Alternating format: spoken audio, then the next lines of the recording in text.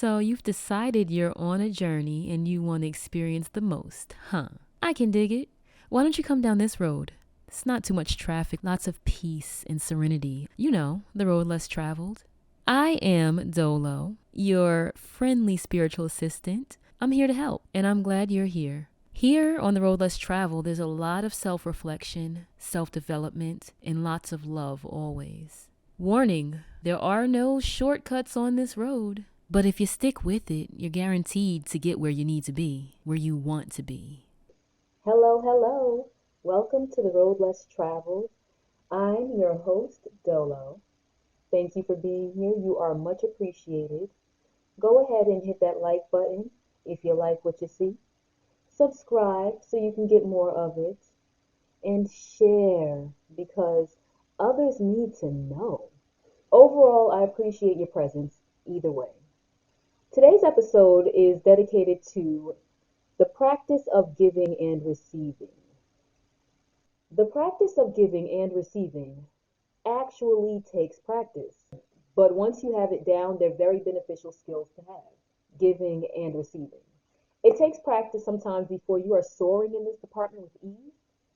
Yet, most of us have heard that saying that it is better to give than it is to receive. I ain't gonna do it. I ain't gonna do it. I ain't gonna do it. Chill. This is widely believed due to the satisfaction one can easily feel and immediately feel when giving to another. The warmth in knowing that you assisted with someone else's journey. The warmth in knowing that you assisted with someone else's navigation. You helped them lighten their load. This is not always in reference to tangible items or material things, but in reference to support, enlightenment, encouragement, bonding, trust, any forward moving, expansive vibrational frequency that you're able to meet another on and demonstrate love in their lives. The fact that it's guaranteed to come back to you in some form in your own experience is, I believe, only meant to be a bonus of your circulating works. It'll come back because of the patterns in our standard unseen regulations, areas of focus like attraction, assumption, cause and effect, karma, opulence, which is plenty of wealth, riches, and abundance. So, an area of focus like gravity and anything else in this physical world that we are not immediately in control of. Most of the unseen regulations are not taken as seriously as the law of gravity, for instance. Possibly because gravity is one of those demonstrations that are just hard to miss. It is not easy to see an example or proof of gravity in our 3D world. Therefore, not many would argue. It is normally very clear and comprehensive to the human eye. Gravity is unmistaken and, as far as I'm aware of, undisputed. But I'm not ruling it out. Someone disputes something everywhere in this world. We accept quickly that gravity is a thing, and though it may be delayed or manipulated at times on our physical plane, it is still standard to what it is. The fact that we can manipulate it on and off of this physical earth is only an example of the free will and the options that we have available here to us. Every one of us, it's available. Manipulating something that we don't actually have control of. By manipulation of gravity, I'm referring to things like using a parachute when you jump from a high place. You will still go down. That is still your path of projection when on this earth, but you may not go immediately down. You will have the ability to slow, change directions at times, sometimes at will and sometimes by the wind, but always as it should be. So on and so forth. Acknowledge all of our abilities and privileges. Not to mention, many of these privileges, such as parachutes, are stemming from people that we've never ever met, never firsthand set eyes on. Yet they are available to use. They are now still available to use. Available to all of us because someone's thoughts occurred and they were conscious enough to follow through with what felt good to them, with what they believed, what they knew to be real and true to them in their reality. They were not persuaded by other people. They stayed on their path and brought all of these great inventions to us. Back to giving and receiving specifically. It is said that it is better to give than it is to receive. This is a statement I find to be true in my personal experience. I love to receive, yet I am a giver, a nurturer, and a protector at times. Therefore, I find solace in doing my part, meeting someone on a vibration where I could demonstrate something that they were seeking to know about, to know something about. I have a history of giving, both spiritually and tangibly. I love to give. It was one of my recent realizations, as in the last few years. I was clogging my own receiving at certain points. I mentioned that I had reached a point of pretty much financial drought in the past. It was unexpected. It affected me deeply at that time. Once I was better aligned with myself, I was able to comprehend clearly that my personal imbalance was that I was still giving too much. I was kind of doing the martyr thing again. I would think that I was sending out blessings to return to me over time, no specific expectation, just that I was putting out good and that that good would return to me. I thought of it sort of in that linear way again. And at one point, it was not only that they didn't return, but when they would return, it was sort of a trickle. It was like not even a flow. It wasn't a stream exactly. It was a trickle, like a little trickle. I realized that I was still behaving in a way that did not allow me to receive in most cases. In turn, I would reject the receiving and eventually clogged up my own entrance. I would always insist on paying my way myself every interaction. Like I was terrible with it. I was so hyper independent. I was terrible with it. Just stress city. Even at times when I knew that it wasn't physically there at that, I wouldn't allow someone else to pay for something for me. I would not embrace it when people wanted to gift me things. Depending on how the connection was set up, I may decline it. At other times, I would decline it, and yet this person is persistent, and I would eventually accept it, but thinking of the energy in which I accepted it, yet explains again why my flow was clogged. I was resistant in accepting it. Like there are times where I was just like, yeah, no, it's not necessary, and I genuinely didn't feel like I needed it, but I've since learned that there is an ebb and flow to it, and that it has to go out and come back in continuously. The circulation of all energy, of all energy. My accepting energy was not normally of gracefulness or of ease, or that I really didn't want that particular person continuously giving me things because I'd feel like a dependent after a while. I'd sometimes resent the fact that I didn't have it at the time to bless them back like I normally would, like I wanted to, and like I have been able to do at other points in my life. I would find myself avoiding situations where I'd have to explain that I didn't have the fun to hang with the fun. The more I thought these ways, the more I went into hermit mode. Side note, I'm gonna always do anyway because I'm very Virgo. I'm very Virgo. Shout out to my astrology crew and also to my tarot crew. I love you with all your measurements and comprehensions of a message and stuff. Y'all cute and stuff. I love it. I love it. Nah, I really do love it though. Shout out to y'all. Skills on skills, talents, just another area of focus that is so inexplicably interesting at times. But anyway, I realized after the fact that I was running a momentum of resentment. I'm not even sure that it was towards anyone in particular, just trying to figure out why my money was not flowing well. I can also get caught up in solitude easily. Like it is not a thing at all. Not a thing. If I let myself, I will just straight be gone. People be like, whatever happened to that chick? Like, the chick, the one, the one. Where'd she go? Have you seen her? Tell me, have you seen her? I realized that getting caught up in solitude so easily was also not beneficial to me. Sometimes it can be great. I do use it as a reset because I love the company of me, and at times I dislike the company of others. I'm not gonna lie about it. And so I just be rocking with me. If it's not my kids, if it's not my man, I'm rocking with me. I mean, that's just how it be. No offense. I realized that that momentum, that behavior was not beneficial, not only to my relationships, and when I say relationships, I mean relationships, friendships, family ships, situationships, relationships, whatever you got going on. It was not beneficial to that in my life or my relationship with money. While solitude is absolutely necessary at times, in my opinion, I feel like it's very, very helpful with spiritual growth. It's the only time that you're going to give your inner being that center stage to say what they want to say, to remind you of things that you may not be thinking of because you all distracted by this world and stuff, distracted by these past manifestations in the physical world. Solitude may not be beneficial for long-term use, in my opinion. Balance is key. I was messing up the circulation. I was not allowing the receiving portion of the giving and receiving. I had to learn to receive, and I had to learn to receive well, to receive gracefully, to receive gratefully, that's always, and with a light and positive heart. I don't know if anyone out there ever had a clogged heart chakra, but trust me, it is nothing to play with.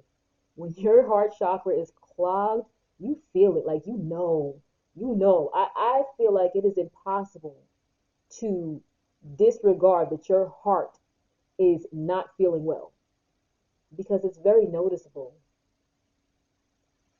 Yeah, that is one that I consistently aim to keep balanced. They're all valuable to me, and the intention is always to keep them regularly regulated, to keep them properly regulated. But specifically, that heart chakra and the throat chakra, when they are clogged, oh my goodness, for me, it is a problem. That'll have you searching for answers for real. Stepping out of the ego, stepping away from the ego, will help you settle into the natural resources within you, to settle natural sources within you. I was a poor receiver at one point. At many points in my life, I was a poor receiver. Florence Scovel Shinn has a point when she mentions that all gifts are from God. That is her wording. Again, whoever or however your version of a source energy is exactly what she's referring to. That right there. That's what she means. That's what I mean. What you're thinking of. All gifts are from your source energy. Therefore, it will come to you by a person or an event in this physical world, a family member, a friend, a refund from a company, on the ground, in public. It is all from your source. And that was just the means of sending it to you. Don't allow what others are saying or how they may be behaving to sway you from accepting your gifts, any gift that was sent to you, especially when you have requested that gift. If you requested that gift and then insist on the specific way that you receive it, comprehend that you may in fact be delaying it and pushing it away by the words, actions, and beliefs that you are currently choosing to pull from.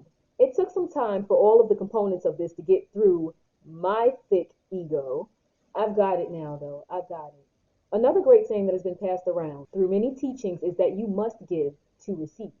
And that when you hand something to another, your hand is already open and exposed to receive, for something to be placed into it. It's never a matter of which human can give the most at the time of giving. It is about the intentions behind the giving and the gracefulness of the receiving. As with anything, there is a balance. To give more than you receive will offset. To receive more than you give will also offset this. Just know that the money is meant to circulate. The love is meant to circulate.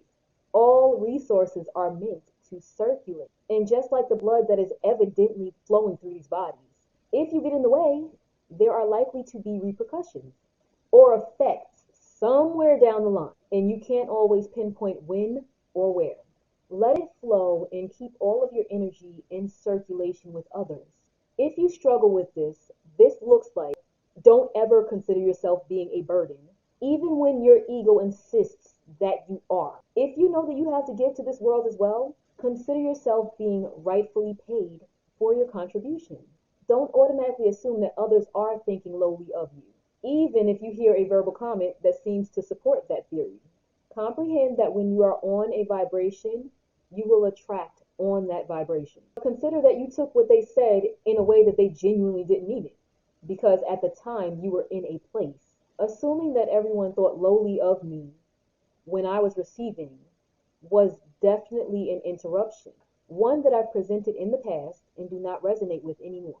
I acknowledge now that it was my ego trying me, attempting to keep me in a loop with the previous lessons before I had a chance to learn them, and making me believe that I was more comfortable in that place.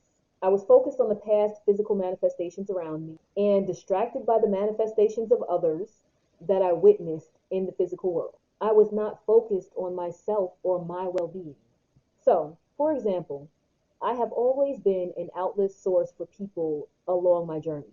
Many, many, many, many, many, many, many, many, many of people feel comfortable telling me what they believe are their truths, leaving me with secrets that they wouldn't dare mention in other spaces. That has normally taken place with strangers as well as those familiar to me. They will just dive into the deepest details of themselves and of their experiences, usually without my asking. I navigated different ways of dealing with this over time, dating back to the memories I currently have of my youth. People trust me and trust to release to me. And rightfully so, by the way. I ain't no rat. No, I'm playing. Rightfully so. I'm a very trustworthy person. I don't put out nothing I don't want to get back. Simple. I mention this because I have heard everything. I have heard everything. You cannot shock me, like literally.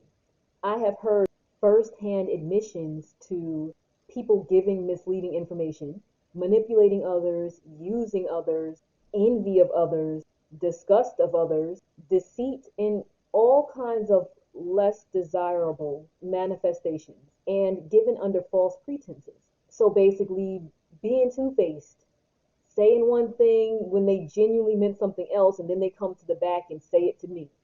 One example. This made it so simple to believe that people were not genuine when offering me things. I'd be offered things not by those same people that I had witnessed, but by other people. When they gave me things, it was hard to believe that they meant it because I had so much experience in my experience witnessing otherwise, witnessing disingenuine people, witnessing people with ulterior motives, that there was always an ulterior motive. I have experienced times where there was an ulterior motive, yet after learning that I am directing this show, I decided to no longer reside there. I don't need to attract that. Part of my personal growth was to address that, to comprehend that not everyone was being dishonest and had ulterior motives when doing things. I had to learn to trust that there are just as many out there, if not more, that do it for the benefit of all parties. Perhaps just for you, genuinely just want to do it for you, just like I do when I give. For the transfer of vibrational resources and the circulation of universal gifts. Pride is such a path blocker at times. In my case, I stayed in a rut, at a low vibration, behind repelling gifts at one point, not wanting to come across as someone unable to hang with certain flows of abundance, and creating a larger gap between myself and the abundance that is already mine. I have a family member very near and dear to me. During my last down period, he and a few others breathed life into me like a little baby, offered grace to me like they'd ordered too much and it would go bad if they didn't use it soon. I was feeling so low about my whole existence, and I was trying to correct it through action at the time instead of alignment, and gradually kept making my situation worse, reacting to the conditions, doubting myself, and falling off from following the goal.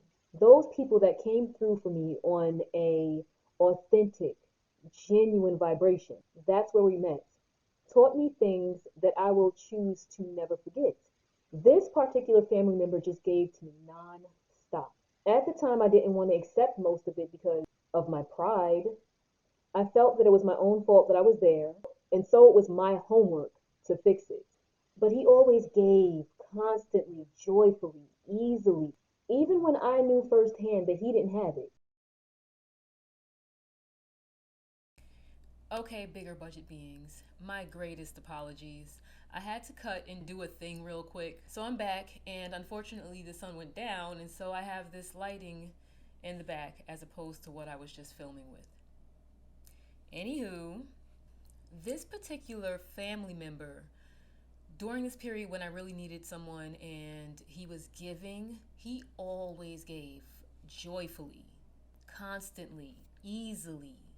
Even when I knew firsthand that he didn't have it, he always spoke of it returning to him and working out. At that time, during that period, I was in a place of saying that and knowing it, but only allowing myself to believe it sometimes. I was iffy with it. I was iffy with it. My faith was just iffy.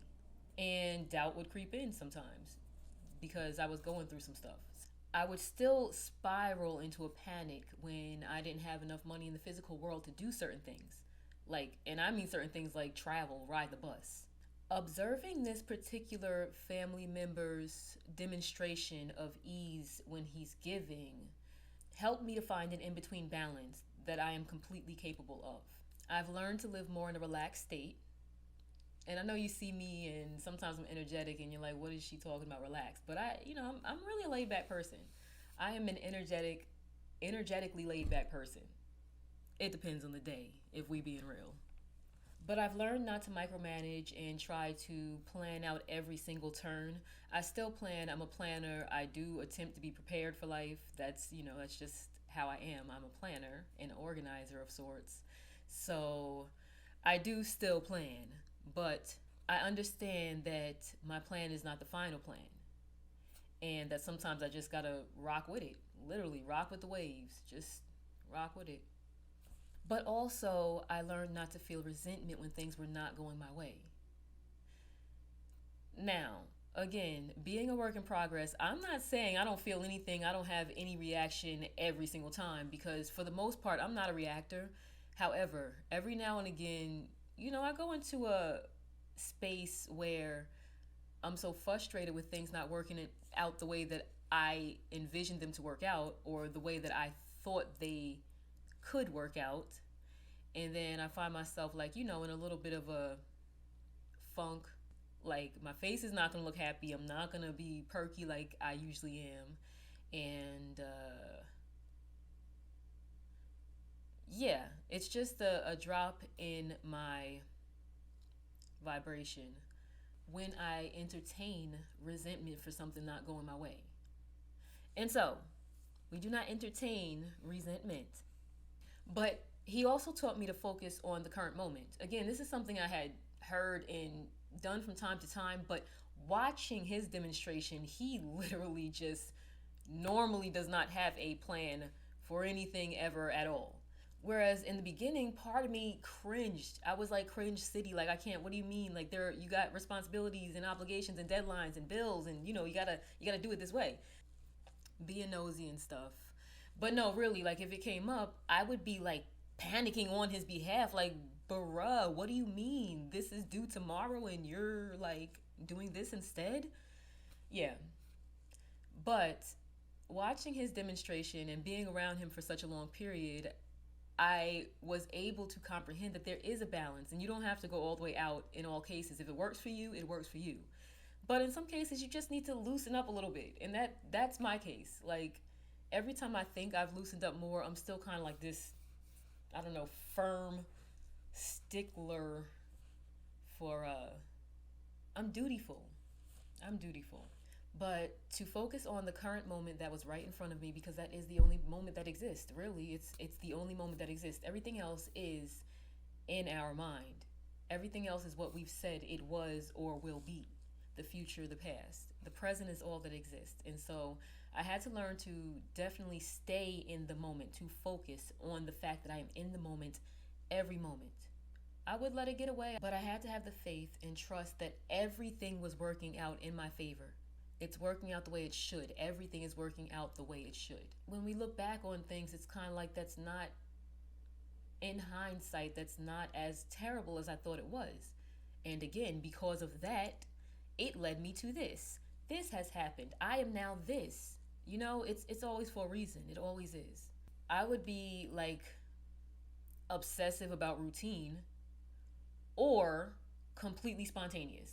Like no in between. That's kind of how I used to be.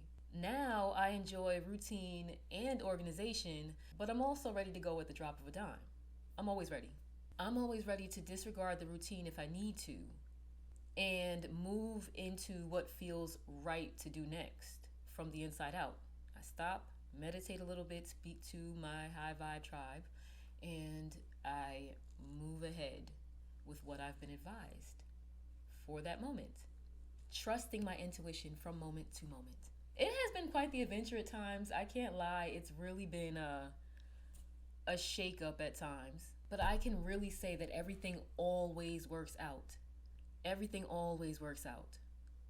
Right down to the smallest of all things. When I'm able to get hands off and, I'm not micromanaging, I'm minding my business, focusing on other progressive areas of my life, I usually get much more than I requested or I was seeking. I'd love to hear from you all.